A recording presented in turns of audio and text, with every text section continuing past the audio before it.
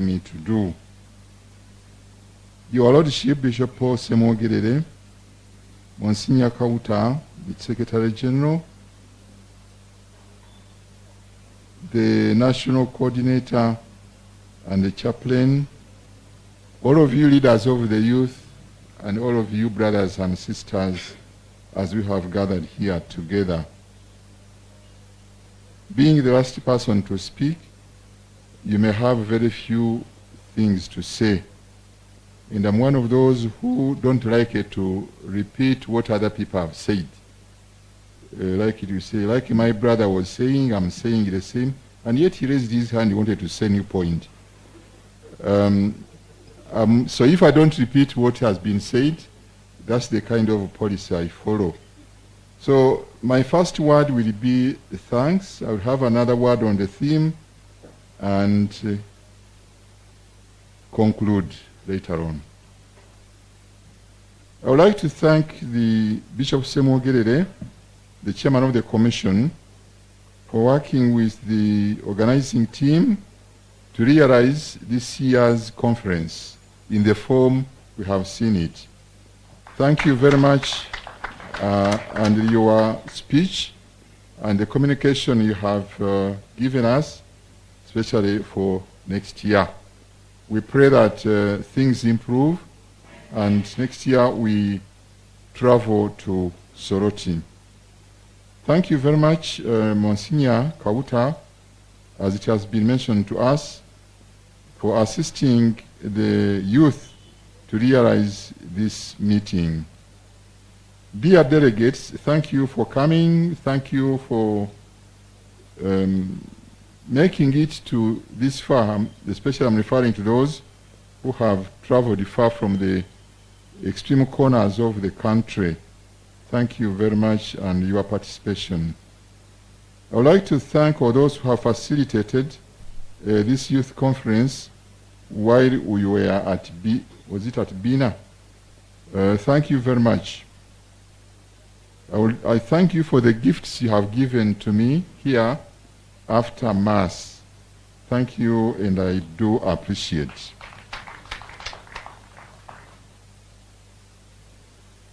I would like to thank Mr. Ojok for the book he has given to me.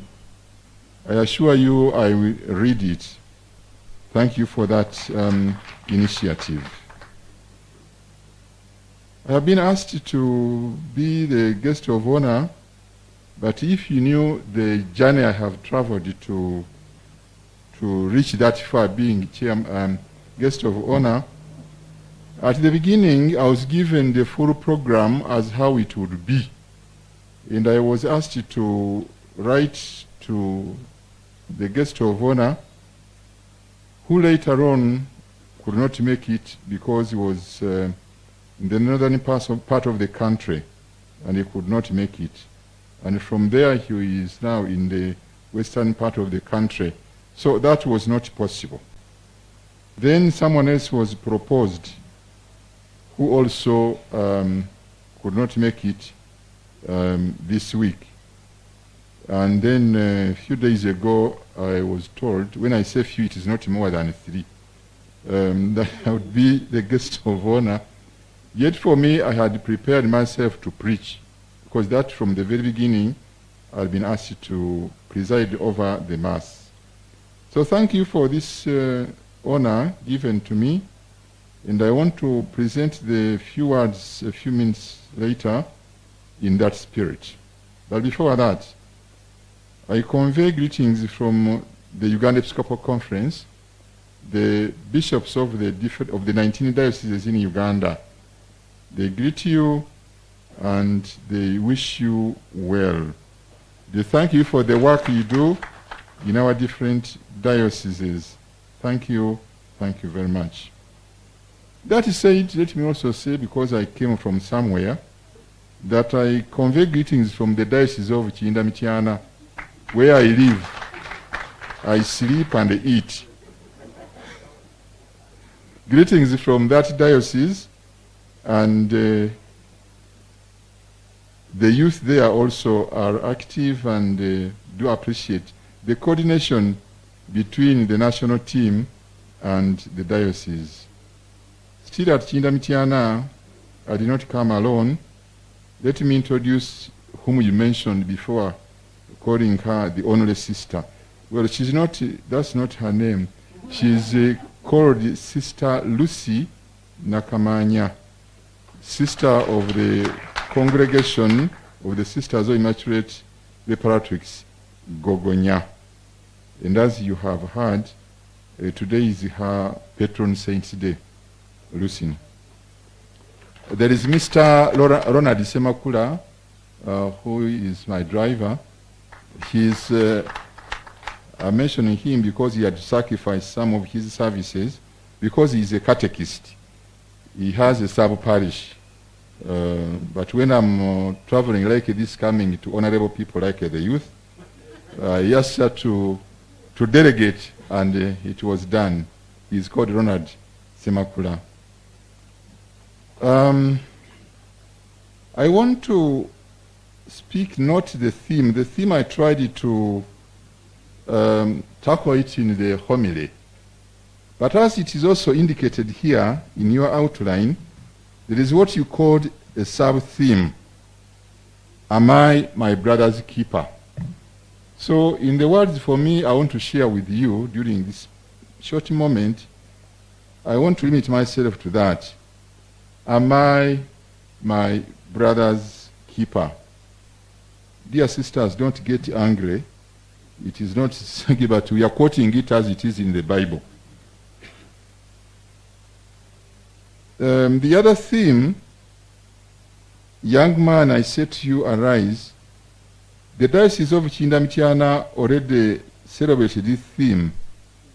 Some of you who are members of Caritas, Caritas Uganda, every year, a week before Palm Sunday, they call it the Caritas Week. And it is celebrated in the different dioceses. So 2018, it was our turn, Kiyinda-Mityana. And we Kiyinda-Mityana chose that theme. It was, young man, take up your mat and move. That's how we put it. It has helped us a lot during that week with the rest of the dioceses when we congregated at Mityana. But even after the national team of Caritas left, this theme has been implemented in the different sectors of Caritas in the diocese. So that's why I'm not handling that one. I'm going to, am I my brother's keeper? This statement, as you know, from Genesis chapter 4, verse 9, depicts what happened between Cain and his brother Abel. Cain clobbered his brother Abel and killed him, thinking that they had been two, and since the second was dead, he thought nobody was seeing him. Then God called him, Cain, Cain, where is your brother? And then Cain answered God, am I my brother's keeper? That theme or statement helps us to live as Christians. It helps us to live as Christians. Here, I'm calling upon you as the youth. Let this statement ring always a bell in your mind or head in all difficult circumstances, but also in your mission as a Christian. Am I my brother's keeper? You cannot answer this question well if you don't know your identity. The key word here is identity. It is like in the gospel today, those who were sent by the priests and the Pharisees were asking John the Baptist, who are you? Let us always ask ourselves, in order to answer that question well, know who we are. That I am a Christian, baptized person. If you are married, yes, you are a married man or woman. Those should help you to answer the question, I am a priest, I am a bishop. You will be able to live or to answer that question very well. And then announce the good news. This question leads us to witness as Christians or Catholics in the world. Now, what are you talking about? Know your religion, know your faith. Dig deep in the knowledge of your faith. It is sometimes shocking to find a Catholic who does not know the meaning of what the church is doing, and yet it is known by a non-Catholic. Make an effort to know your religion and your faith, and in this way you will be able to announce the news. If you find that the content of your faith or religion is an obstacle, then how will you announce the good news? And if you don't, who will do it? Sometimes I think you have seen some weaknesses in the church. Sometimes people tend to leave the details of our faith to other people. Some people say, no, that is for the clergy. That is for the religious. Dear brothers and sisters, acquaint yourself with the structures, the terms, the language of the church, so that you feel more and more that you live within the church. Don't allow yourself to be ignorant of what you believe. Do not allow yourself to be ignorant of what you believe. Don't be shy about your faith. Sometimes we talk of what is canon law, the laws of the church. Again, in the old days, before 1983, canon law was in Latin.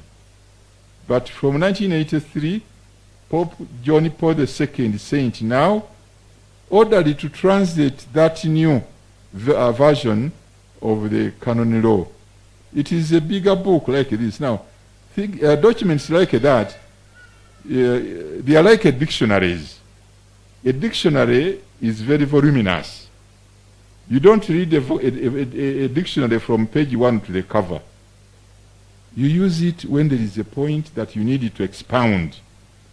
The same with the code of canon law. You may read the whole book, fine, but go to the table of contents and you will find areas of concern that will help you to expound your knowledge of your faith. In the being brother to my brother or to my sister, let there be no backbiting. Let us help one another. Help a brother or a sister in a crisis to settle properly in the church. This especially, you may find it among the youth. I have been making pastoral visits in my diocese. But in many places you go, people mention to you that some of our people have left the church. Some of the young people have left the church. But I always ask, why? I'm only one as bishop in the diocese. But you are thousands and thousands of Catholics. For you, what have you done to bring that brother or sister back to the church?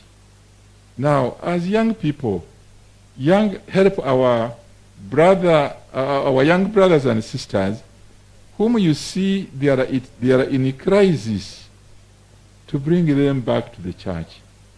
Some of them, I have talked to some of them, they are not big issues. Maybe he was annoyed by a certain priest, what he said, but the church is not that only priest. If you are angry with one, but there are still 99 out of 100. What about that 99? Some are, I'm sharing. I'm not giving a speech, I'm sharing. I've heard sometimes Christians say, for me, I no longer go to church. I have no new clothes to take to church. how many cassocks did Jesus buy for himself? Or do we hear anywhere Jesus going shopping for a new cassock? But that person needs to be just helped. People in the church, they are very proud. I don't want to go to the church. You know, sometimes they're tiny, gritty things, and they make people move away. As young people, make it, may I call it as a mission to help our brothers and sisters not to leave the church, but to settle properly in the church. Identity still. Who are you? They asked John, the Baptist. Even today I may ask you, who are you, the youth? I don't want to add. I'm not changing, but I want to add. There is generally we say when people talk about you, they say the church of tomorrow. That you are the youth, church of tomorrow. I'm not saying I'm changing that, but I want to add, for me I want to say that the youth, you are the church of today. The youth, you are the church of today. Because if we wait for what is said, that the church, you, the church of tomorrow, when that tomorrow comes, then he will be old. Let me give an example. Personally, I lived, I exploited, I benefited my years when I was still very young. And I was in most of the youth organizations in my home parish as a seminarian, but I was mixing with the other youth from the different schools.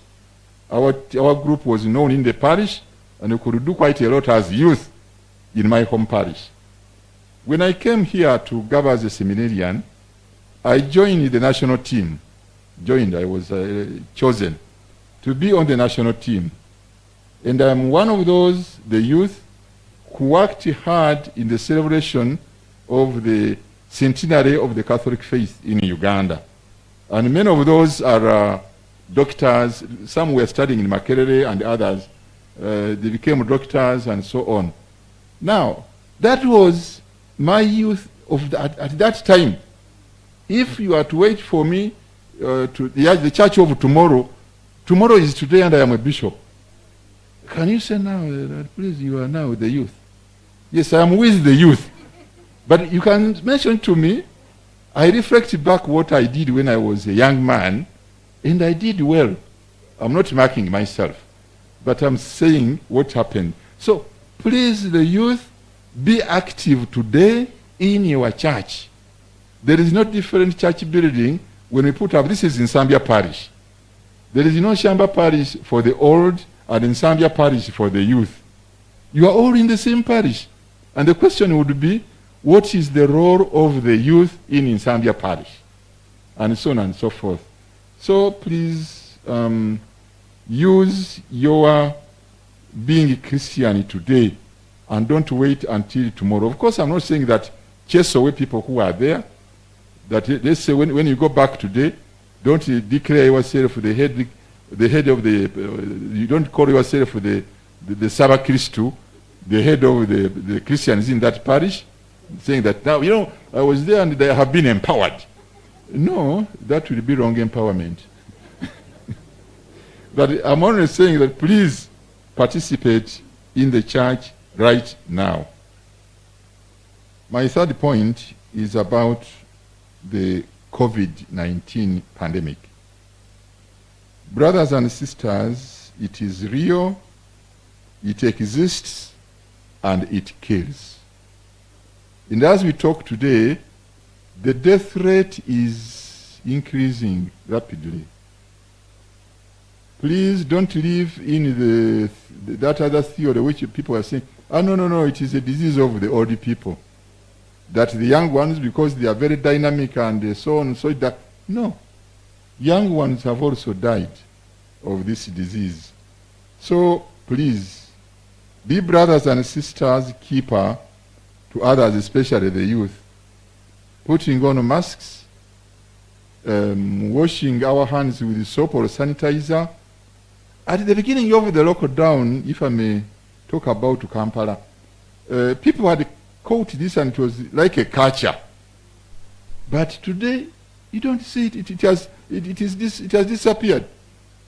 In some shops here around, some, I don't say all, some, if there still exists anything of SOP, you may find there a bucket, and it is only pure water. There is no soap.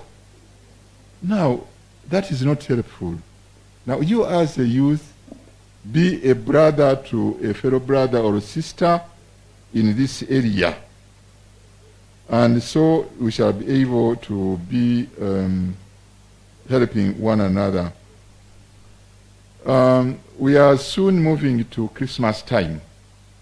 And I think in this country there is a kind of tradition or culture or whatever you want to call it, that people go, it's a conglomeration. It is almost an exodus. People move from town to the village, from town to the village. Maybe even this time it may happen. Maybe it may happen. But I'm not really quoting, but I've heard this morning from the Permanent Secretary of the Ministry of Health, Dr. Twine, and she was saying, please don't make that practice. People in the city remain there, don't go to the villages. And those in the villages, please stay there. Otherwise, in some places where we are still safe, people are going to bring the thing with them. Or if you are healthy here in town, you may catch it from the village. Because now it is everywhere. It is not only in towns, but it's everywhere, even in the villages. But if we keep on this conglomeration, we may face very, very hard times. And when people go there, it is not for 2 weeks. They go there on the 23rd, the 22nd, the 21st, and then they drive back on the 24th. 26th, 27th. Why don't we this year restrict ourselves during those days to stay where we are? I'm not killing your party making, but I'm after protecting life. Am I my brother's keeper? I'm saying it in that spirit. And for us priests especially, some of you maybe have known, the Uganda Episcopal Conference, we have produced a small booklet. It looks like this. Uganda Episcopal Conference, liturgical guidelines on reopening of churches for communal worship. When the ministry or the president reopened the churches, the Ministry of Health produced a pamphlet.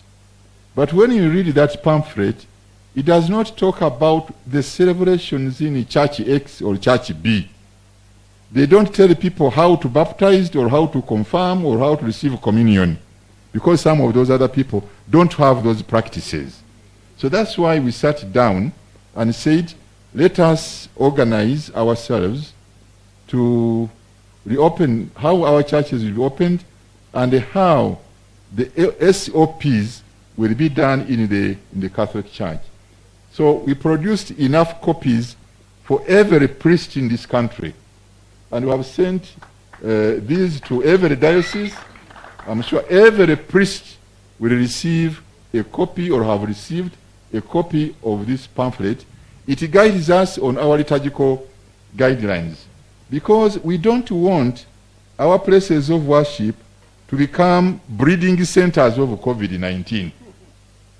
Because otherwise, if we just say, no, for us we are brothers and sisters, and Christ cannot poison us, even if we are together. Why don't we shake hands? My hands are holy, but COVID is not holy, and you don't know how it moves.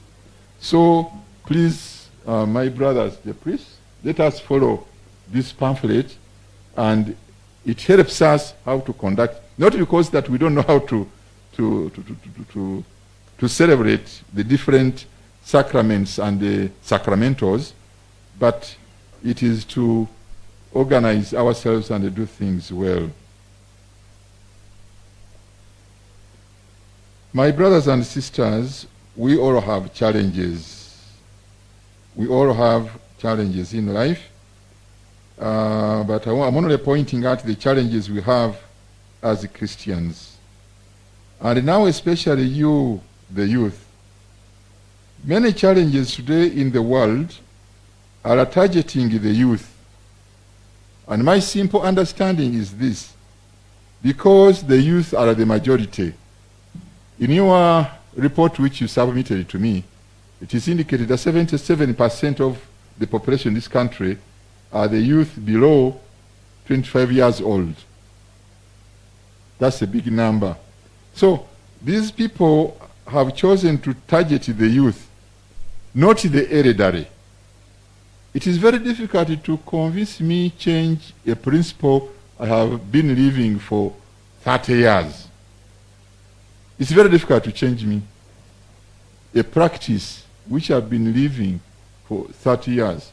But for a young man, a young lady, 18 years old, people will come and say, do you do this in your church? Oh no, that is backwardness.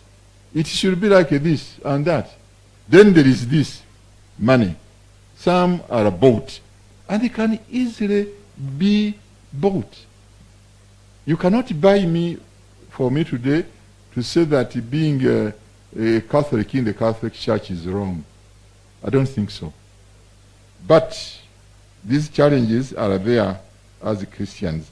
So, brothers and sisters, embrace these challenges as a Christian. And I will mention only 3 points. There is what is known as the New World Order. I'm not giving the details. You know them. Be careful. Embrace this challenge as a Christian, not as a pagan. Secondly, it is the reproductive health in the country today. Thirdly, there is sexuality education, be it even sometimes called comprehensive sexuality education, and many other things, globalization, etc. Please approach these challenges as a Christian, not as a pagan, not as a non-believer. Suppose the one who is selling a certain product to you is a non-believer. Why should you continue taking on that kind of behavior? So, dear brothers and sisters, if you adhere to some of these advices, you will remain strong and remain standing.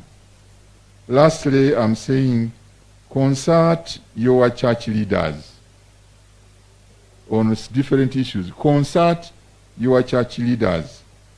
The offices in the diocese are open to you.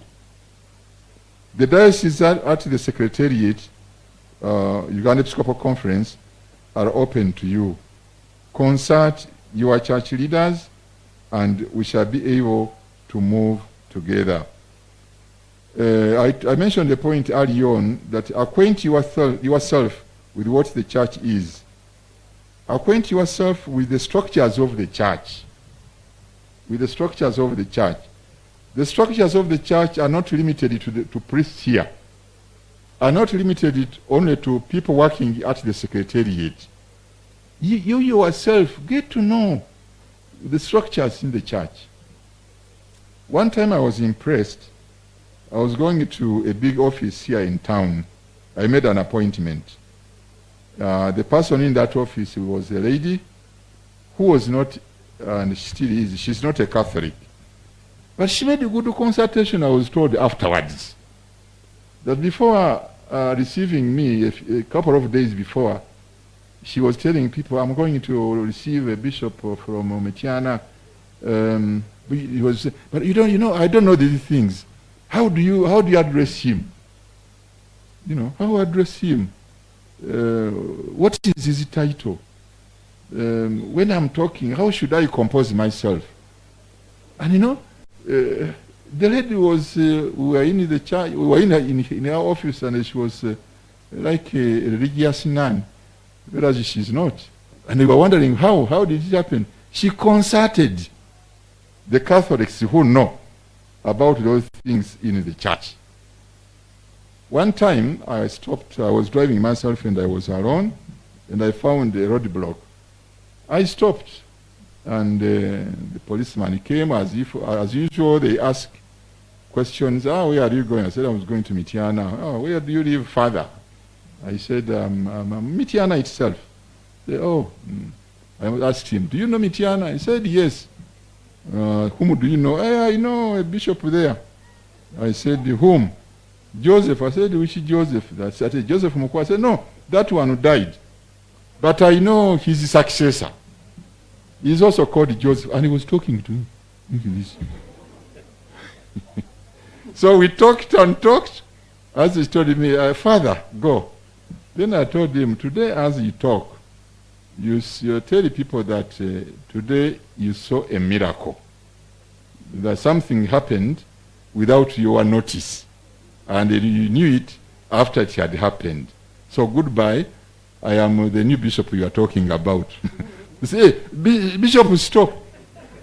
And he was telling me, I just saw you in Rubaga. There was a function. And this is what he said. When you put on all those things, you look different. Then I said, but what are those things? I educated him a little bit and said, there is a mitre, there is a skull cap. And then we became friends. Whenever I passed him on that road, I would only wave at him and he would answer. So back to us. Acquaint yourself with the structure of the church. Acquaint yourself with the terminologies of the church. Acquaint yourself with the language that we use in the church. Language, I'm not talking of Latin or English or Uganda or Acholi, but we call this is a book. It's a book. But this is a missal. And you know that it's a missal. The one where there are readings, it is a lectionary. Those are simple things as the youth.